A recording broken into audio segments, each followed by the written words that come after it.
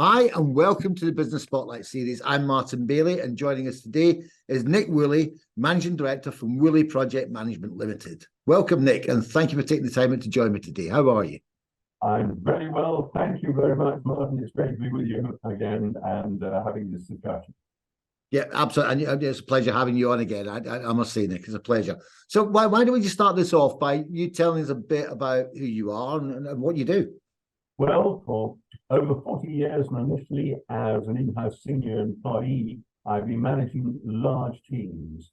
And these were to manage and optimize the performance of large estates of rural land for institutional and latterly also private landowners.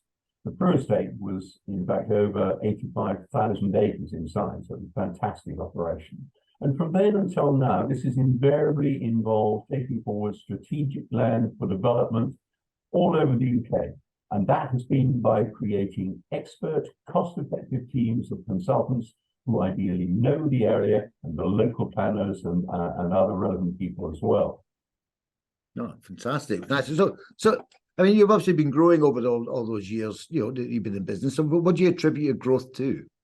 Well, I'd say that reputation and performance through expert management of property, in particular development master planning. This expertise has grown since I've been closely involved with the Princess Foundation for Building Community all the time from its inception in 1990. And then I progressed developing my passion for understanding how to build zero carbon performing homes, all for no more than the normal price of construction of the current energy efficient, energy hungry, I should say, homes of then and today.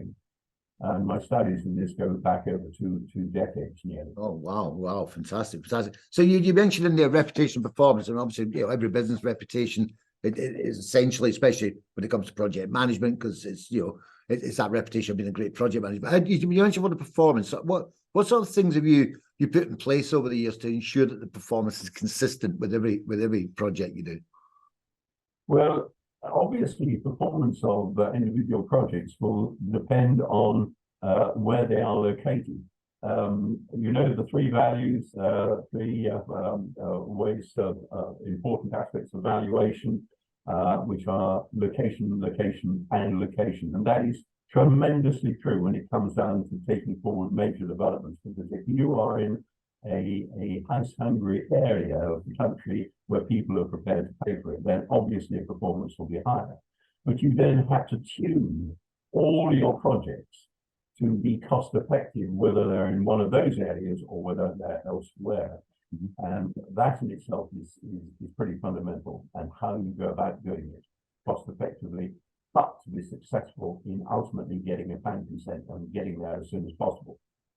Okay, yeah, no, absolutely, get that. So you're basically saying you have to be flexible enough to I suppose to manage your costs or manage the whole project depending on its location to drive that performance. But what would you? I mean, is there any consistent sort of measures or levels that you look for in terms of performance, no matter where the location is? Well,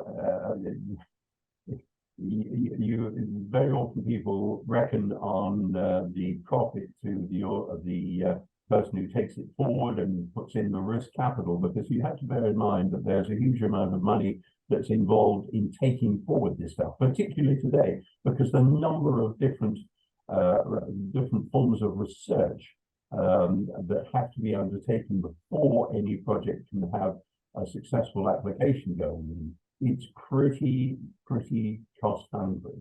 So you need to feel at the end of the day, for those that are successful, and I have to say almost all mine have been sooner or later, and obviously I try to make it sooner. I'm wanting to see at least a third of that overall project coming back as profit. Okay, so usually you'd be looking for a third back as profit, 33%. Okay. Yeah, good. I mean, I just wanted to understand what sort of metric you're working to. So, look, I mean, you obviously been in business for many years. You've grown your business, successful business. If you were to rewind all the way back to the beginning, with all the knowledge and experience and learning you've got now, what would you do differently? Well, having had a range of employments leading up to the board of the then largest UK property company fund, the crew, as I mentioned. When I started my own business, I was quite content to run a relatively small company from my home office, specializing in the work I most enjoyed. However, the business fortunately grew and the company with it, although our main groups of staff were actually external teams employed by clients, but obviously under my control. And so at my stage of life, moving towards retirement, when I started Woolley, I obviously wanted to build a profitable business, but major growth wasn't my key objective. I'd already run very large operations. So I think for those who are starting out to do a new business, to take forward a new business now, I think I would say one of the most important things is passion in what you're taking forward to do. And if you haven't got passion for your business, I think you have to ask yourself some very fundamental questions. If you can't find the passion for that business, should you be actually making a change? Because those who do have passion are always the most successful. Then with military precision, having chosen your business, with military precision and a cool business approach, create the structure and the team who also have to share your passion. You can then kickstart the business, take it forward, and use that initial nucleus to grow as the market projects you forward. And that is what has certainly happened to me and with mine to the extent it has done.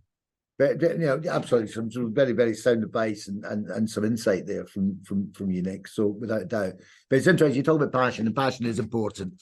But not just passion you've got, and you said it yourself, you've got to make sure your team share the same passion. Yeah. So how have you gone about ensuring that your teams have shared the same passion as you?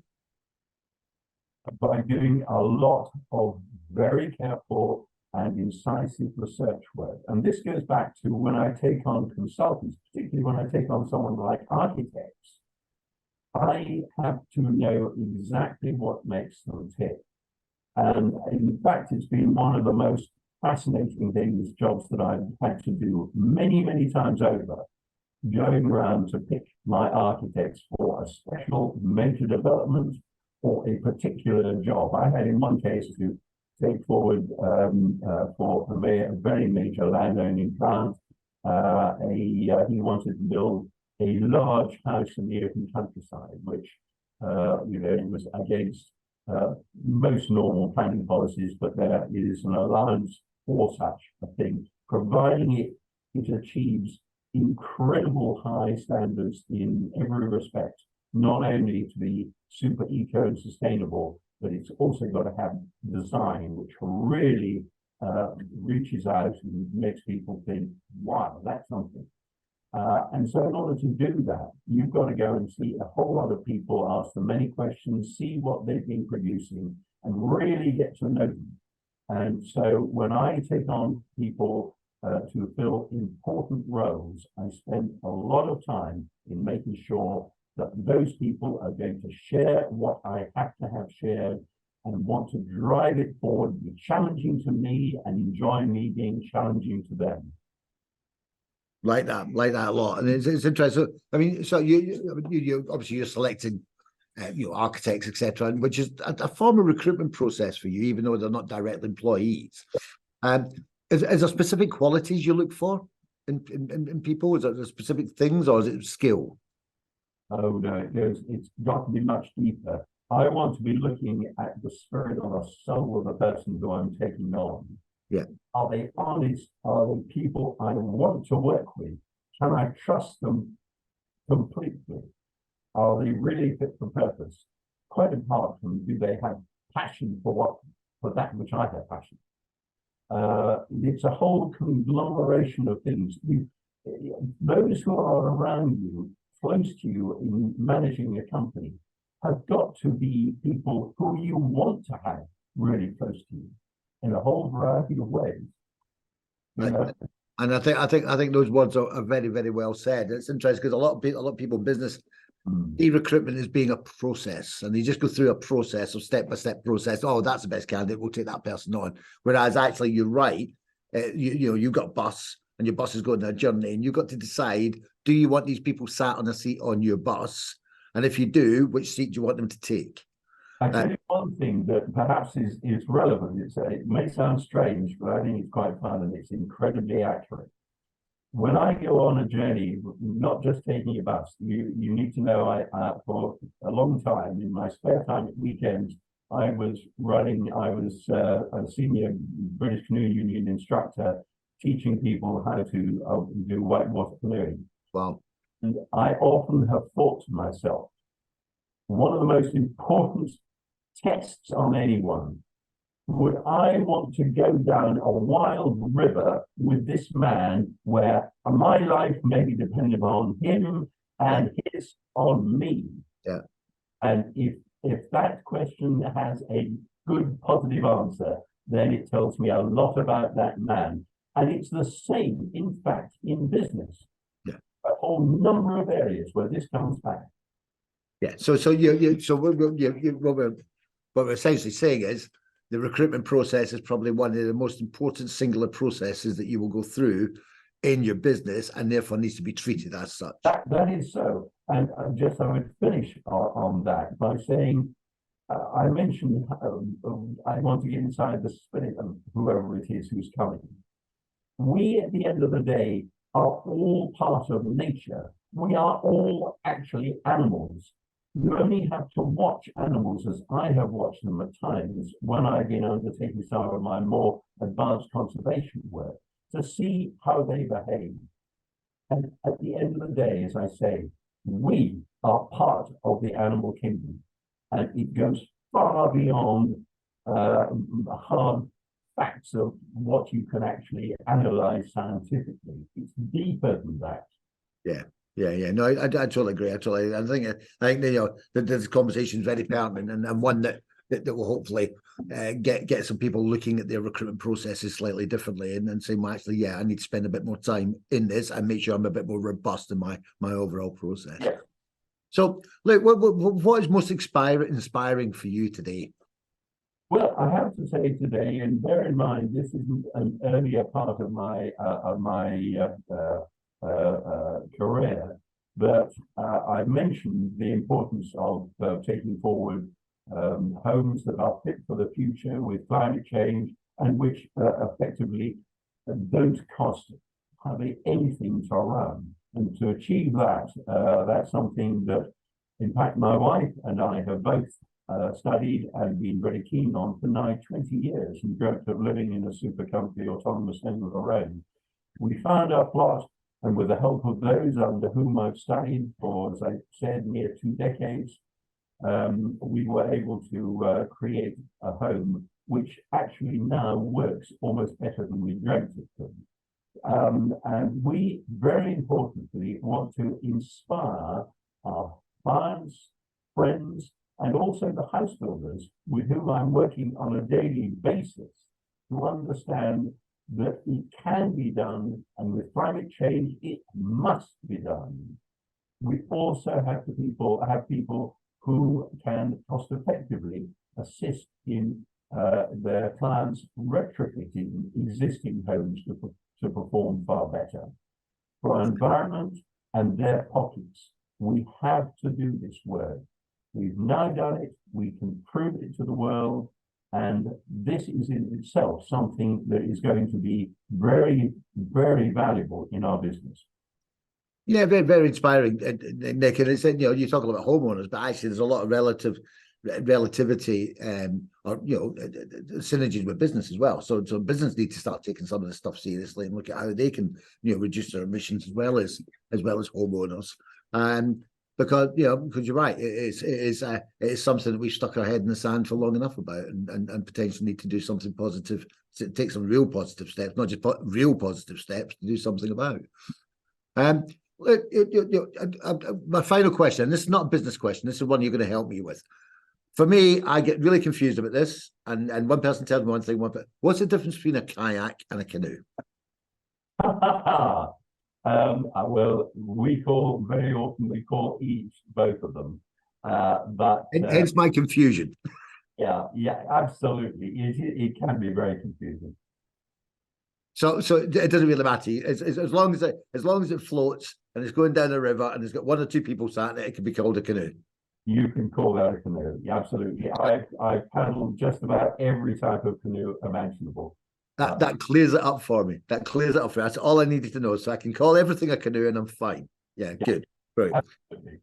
So look, final question for me today is if you get any words of advice to other business owners out there who are looking to grow, and I know you touched a little bit of this earlier on, but is there any more advice you give to other business owners that are looking to grow? I think you really have to follow your passion. I think I come back to this over and over again, and you see some of the most successful people. Take Richard Branson. He has got utter passion in all the things that he's followed. I remember seeing him in action when he first opened his early Virgin record shops. But he had a passion for that, and my God, was he successful. And you know, you don't have to have the world's greatest academic accolades before you start. You need to be practical. You need to think in the way I've suggested people do things, to follow their passion. Then when you go down to start your business, you really have to have that cool military discipline of how you put it together. But all the time, remembering you are human, with human strengths and human frailties, and so will all the people be with whom you deal.